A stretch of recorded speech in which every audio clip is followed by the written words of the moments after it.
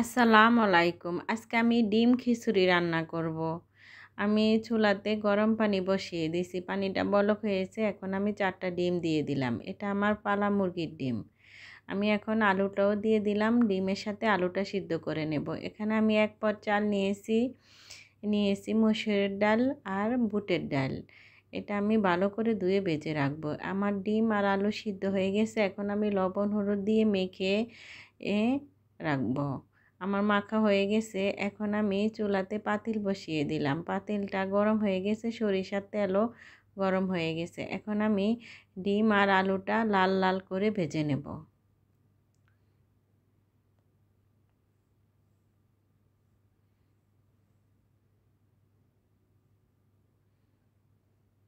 আমার ডিম আর আলুটা ভাজা হয়ে গেছে লাল লাল করে। এখন আমি উঠিয়ে নেব।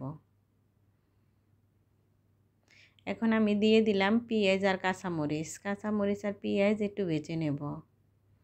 আমার ভাজা হয়ে গেছে। এখন আমি 2 টেবিল চামচ আদা রসুন বাটা দিয়ে দিলাম। আদা রসুন বাটা দিয়েও ভেজে নেব। এখন আমি দিয়ে দিলাম গরম মশলা দিয়েও আমি একটু লাল লাল করে ভেজে নেব।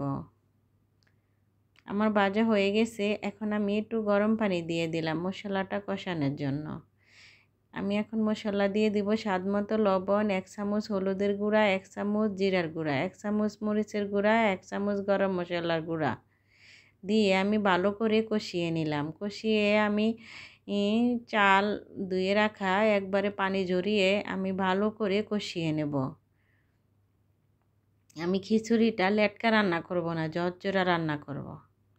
আমার চালটা কষানো হয়ে গেছে। এখন আমি গরম পানি দিয়ে দিলাম। গরম পানি দিয়ে আমি ভালো করে রান্না করে নেব। আমার পানিটা একবারে শুকনো শুকনো হয়ে গেছে। এখন আমি ডিম আর আলু দিয়ে সুন্দর করে সাজিয়ে দেব উপর দিয়ে।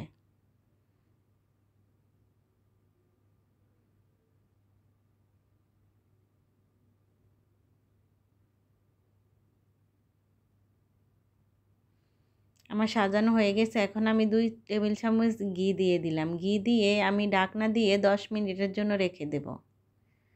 আমি 10 মিনিট পরে ফিরে আসলাম। দেখেন আমার খিচুড়িটা কি সুন্দর ঝরঝরা। একটা চালের সাথে একটা চাল লাগে নাই। এইভাবে ঝরঝরা করে খিচুড়ি রান্না করলে ওতে খেতে অনেক মজা হয়। আমার খিচুড়িটা হয়ে গেছে। এখন আমি বিলাতি ধনেপাতা উপর দিয়ে রান্নাটা শেষ করলাম।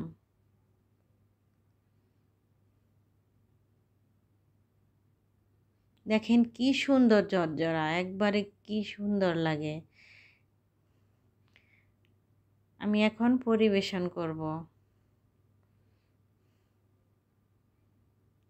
আমার এই খিচুড়িটা ঠান্ডা হলে আরও ঝরঝরা হয়ে যাবে। আবারও ফিরে আসবো নতুন ভিডিও নিয়ে। আল্লাহ হাফেজ।